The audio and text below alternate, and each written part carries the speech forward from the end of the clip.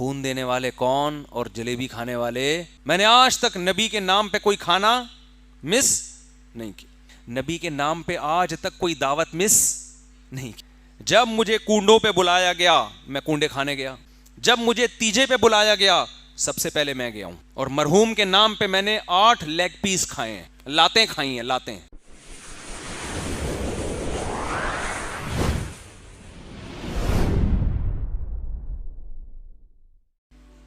ہمارے والد صاحب اللہ ان کی مغفرت فرمائے ایک واقعہ سنایا کرتے تھے کہ ایک بدعتی مولوی جو تھے نا, بدعتی مولوی بیمار ہو گیا بیچارہ. اب لوگ مختلف, وہ سنتا بھی اونچا. اب کوئی آ کے کہہ رہا ہے کہ بھائی ان مولانا صاحب کو انار کا جوس پلاؤ, کوئی مشورہ دے رہا ہے ان کو انگور کا رس پلاؤ, کوئی کیا کہہ رہا ہے, کوئی کیا کہہ رہا ہے. ایک نے آہستہ سے کہا ان کو دودھ جلیبی کھلاؤ, تو فوراً ایک دم آنکھیں کھول کے کہہ رہے ہیں اس کی تو سنو کیا کہہ رہا ہے یہ, اس کی تو سنو. لوگ حیران کہ اتنا زور زور سے بولنے والوں کا سنائی دے نہیں رہا, اور اس نے آہستہ سے بولا ہے. فوراً کہہ رہے ہیں اس کی بھی تو سنو کیا کہہ رہی ہے. دودھ جلیبی اب تو کھانا چھوڑ دی لوگوں نے. تو خیر دودھ جلیبی پر بھی ایک چٹکلا اکثر سناتا رہتا ہوں نا, دودھ جلیبی والے مجنو الگ ہوتے ہیں اور خون دینے والے مجنو الگ ہوتے ہیں. آج کل الٹا حساب چل رہا ہے, اللہ کے نبی کی محبت میں کھایا جا رہا ہے, کھایا جا رہا ہے, کھایا جا رہا ہے. ہمارے حضرت ایک واقعہ سناتے تھے, بہت دفعہ سنایا ہے, پرانے نئے لوگ بھی آتے ہیں, کہ ایک لیلا مجنو کے قصے تو مشہور ہیں نا. مجنو جو تھا, لیلا اس کو ملاقات کا ٹائم نہیں دیتی تھی, وہ بیچارہ اسی غم میں گھلا جا رہا تھا. تو اس کا ناجائز فائدہ ایک 2 نمبر مجنو نے اٹھایا. ایک 2 نمبر مجنو تھا, وہ لیلا کے گھر کے باہر جا کے چادر بچھا کے بیٹھ جاتا, لیلا کے خادم سے کہتا کہ لیلا کو بتاؤ تمہارا دیوانہ آیا ہے.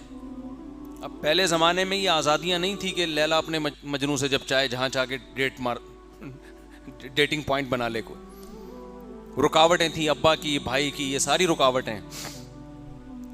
تو لیلا کہتی چلو میں ملاقات تو کر نہیں سکتی تو کچھ گفٹ ہی بھجوا دوں, تو دودھ جلیبیاں بھجوا دیتی تھی وہ. یہ مجنو صاحب طبیعت سے یہ 2 نمبر مجنو تھا, یہ پھوڑ پھاڑ کے واپس آ جاتا, اور مستنڈا ہوتا جا رہا تھا نا. ہم فراق یار میں, فراق کا معنی جدائی, علیحدگی, یار کی جدائی میں, علیحدگی میں یار سے ملاقات نہیں ہو رہی. تو حضرت فرمایا کرتے تھے کہ ایسے عاشق مارکیٹ میں آ رہے ہیں جو یہ کہہ رہے ہیں بزبان حال کہ ہم فراق یار میں گھل گھل کے ہاتھی ہو گئے.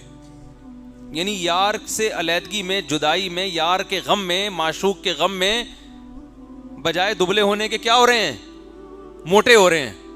آج کل اس قسم کے عاشق مارکیٹ میں آ رہے ہیں, اتنے گھلے رستم کے ساتھی ہو گئے, رستم پہلوان جیسے بن گئے ہم. تو آپ نبی کے عاشقوں کو بھی دیکھ لو, اللہ کے عاشقوں کو بھی دیکھ لو, بزرگوں کے عاشقوں کو بھی دیکھ لو, بجائے غم میں پتلے ہونے کے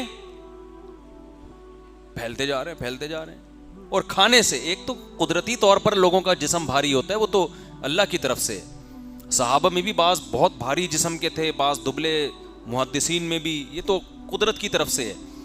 لیکن ایک موٹاپا وہ ہے جو پھوڑنے پھاڑنے کی وجہ سے ہو رہا ہو, ایک پھوڑنا وہ ہے جو دنیا کے لیے ہو, اور ایک پھوڑنا وہ ہے جس پہ لیبل اللہ رسول کی محبت کا لگا ہوا ہو. بتاؤ یہ دوسرا پھوڑنا زیادہ خراب ہے کہ نہیں ہے؟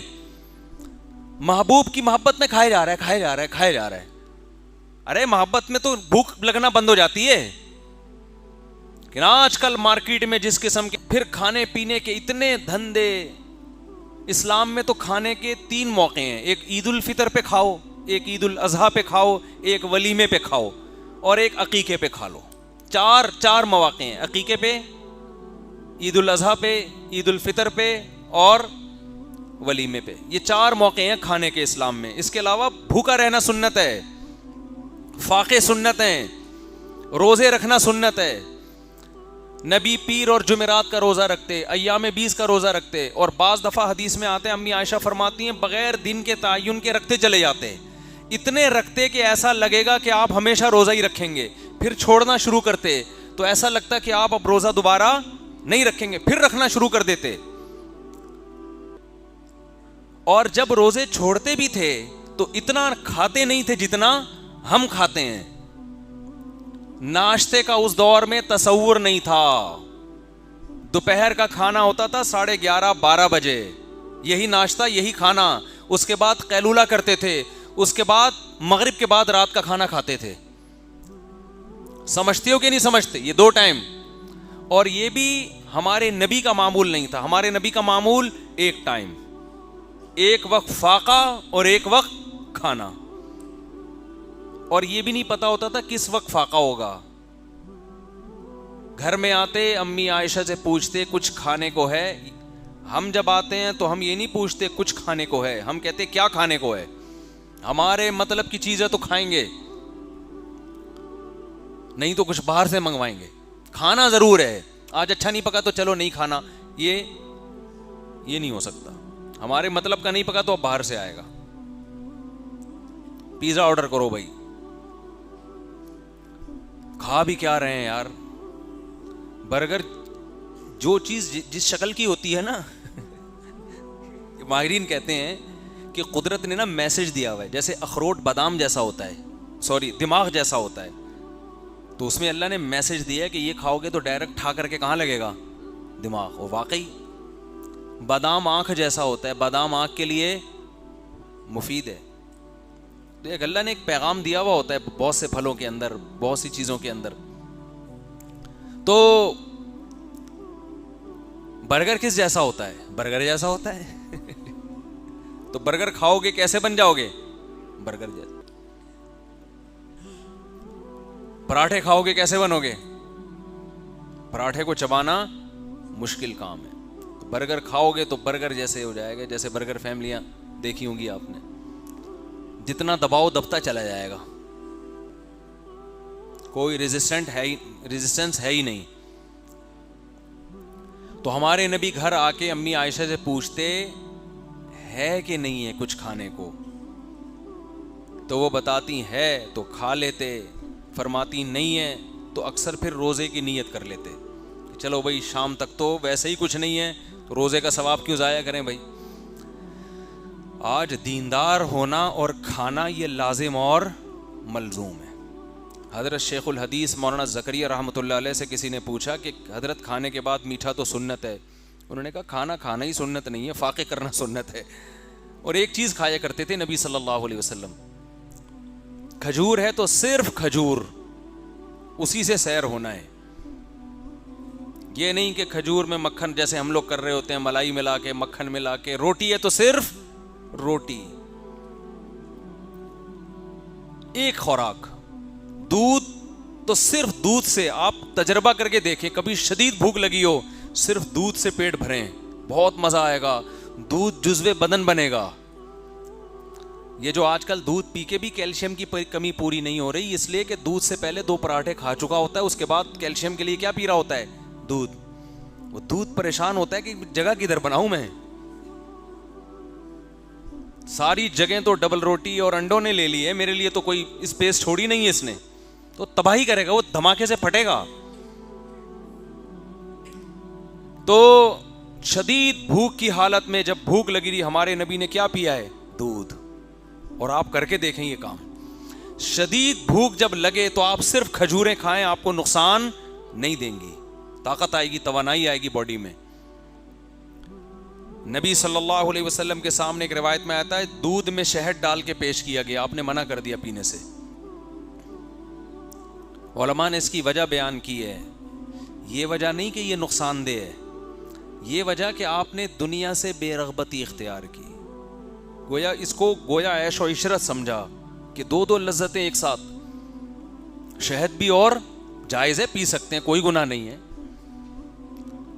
بہت سے صحابہ پیتے ہوں گے, نبی نے منع نہیں کیا ان کو, جنہوں نے ایسی زندگی رکھی جیسے مالداروں کی ہوتی ہے, لیکن ہمارے نبی نے پسند نہیں کیا. اور اس میں ایک نقطہ بھی ہے کہ جب آپ کسی چیز کو کسی دوسری چیز سے ملاتے ہیں نا, تو اس کا وہ سارا فارمولا ہی چینج ہو جاتا ہے. بھائی شہد ویسے ہی کھا لو یار, وہ خود ایک کمبینیشن ہے مختلف چیزوں کا. دودھ خود ایک کمبینیشن ہے, مرکب ہے بہت ساری چیزوں کا. اتنی 20 چیزیں ملا کے ملغوبہ بنا کے کیا کر رہے ہوتے ہیں؟ کھا رہے ہوتے ہیں, لگتا پھر کچھ بھی نہیں ہے باڈی کو. خیر, تو ہم فراق یار میں گھل گھل کے ہاتھی ہو گئے, اتنے گھلے رستم کے ساتھی ہو گئے. تو وہ جو مجنوں تھا وہ کیا کرتا تھا, تو لیلا اصل جو سچی مچی کا مجنوں تھا, جیسے میں سچی مچی میں گیا نا, تو سچی مچی کا جو سچی مچی کا جو مجنوں تھا, وہ سچی مچی سے مجھے یاد آتا ہے. میں نے کہا تھا نا سچی مچی میں جاؤں گا, دیکھ لینا سچی مچی میں گیا, کوئی خواب تو نہیں دیکھا نا آپ لوگوں نے. تو جو سچی مچی کا مجنوں تھا نا, مجنوں, وہ کیا ہوا, وہ بیچارہ کہہ رہا ہے یہ دھدیوں پہ ٹرخا رہی ہے, ملاقات کا ٹائم نہیں دے رہی, شادی کی ڈیٹ فکس نہیں کر رہی ہے. جھوٹی موٹی کا مجنوں بیٹھ کے آتا اور دودھ جلیبی روزانہ کھا کھا کے مسٹنڈا بنتا چلا گیا. ایک دن لیلا کو خیال آیا کہ روز دودھ جلیبی بھیج رہی ہوں اور کھا کے چلا جاتا ہے. خادم سے کہا چیک کر کے بتاؤ یہ سچی مچی والا ہے یا جھوٹی موٹی کا ہے. اب خادم کو کیا پتا, اس نے سچی مچی کا دیکھا ہی نہیں تھا. اس نے کہا جی مجھے تو نہیں پتا, پہلے کوئی تصویریں بھی نہیں ہوتی تھی, موبائل سے تصویر کھینچ کے لے کر آؤ. تو اس نے کہا چلو میں اس کو آزماتی ہوں, میں کہتی ہوں کہ آج خالی پیالہ لے کے جاؤ اور اس سے کہنا آج لیلا نے تم سے تمہارا خون مانگا ہے, تھوڑا کاٹ کے نا ذرا پیالے میں خون بھر کے دے دو, اسی سے پتہ چل جائے گا سچی مچی کا ہے یا. تو جب وہ خادم خالی پیالہ لے کے آئے نا, تو مجنوں کے تو ہوش اڑ گئے. کیا ہو گیا بھئی, یہ جلیبی کہاں ہے اس میں؟ اس نے کہا لیلا نے آج تم سے تمہارا خون مانگا ہے. تو کہتے ہیں ہم جلیبی کھانے والے مجنوں ہیں, خون دینے والا وہ بیٹھا ہوا ہے. سمجھ رہے ہو, خون دینے والا. آج آپ حقیقی عاشقین کو دیکھنا چاہو تو آپ دنیا میں سروے کر کے دیکھ سکتے ہو کہ خون دینے والے کون اور جلیبی کھانے والے, بولو, یہ پتہ چل جائے گا. خون دینے والے الگ ہیں, جلیبیاں کھانے والے الگ ہی ہوتے ہیں. خیر, تو بات یہ چل رہی تھی کہ دل کو حسد سے پاک کرنا, دل کو تکبر سے پاک کرنا, دل کو ریاکاری سے پاک کرنا, دل کو عجب, خود پسندی پہ بات چل رہی تھی کہ اپنے بارے میں یہ وہم ہو جاتا ہے کہ میں کیا ہوں, نیک. اور یہ وہم اس لیے ہو رہا ہے کہ میں نے نبی کے نام پہ آج تک کوئی دعوت مس نہیں کی, میں کتنا نیک ہوں. کیا خیال ہے بھائی, جب مجھے کنڈوں پہ بلایا گیا میں کنڈے کھانے گیا. میں نے آج تک نبی کے نام پہ کوئی کھانا مس نہیں کی. جب مجھے تیجے پہ بلایا گیا سب سے پہلے میں گیا ہوں, اور مرحوم کے نام پہ میں نے 8 لیگ پیس کھائے ہیں, لاتیں کھائی ہیں, لاتیں. ہمارے ایک دوست جو ہے نا مرغی کی لیگ پیس کو لاتوں سے تعبیر کرتے. ابھی ہمارا سفر تھا نا, تو ان کو لیگ پیس چاہیے ہوتے تھے, وہ مرغی کی لیگ پیس بڑے شوق سے کھاتے ہیں. تو مجھے کہنے لگے یار مجھے لاتیں چاہیے. خیریت. تو وہاں ہوٹل پہ جا کے بھی بھائی 4 لاتیں لے آؤ. ہم نے کہا ایسا نہ ہو کوئی لاتیں مارنا شروع کر دے یہاں پہ. تو نبی کے نام پہ مرغی کے لیگ پیس, چیسٹ اور بکروں کے پٹ بہت شوق سے چانپیں کھائی جاتی ہیں. تو وہم ہو جاتا ہے کہ میں کیا ہوں, نیک.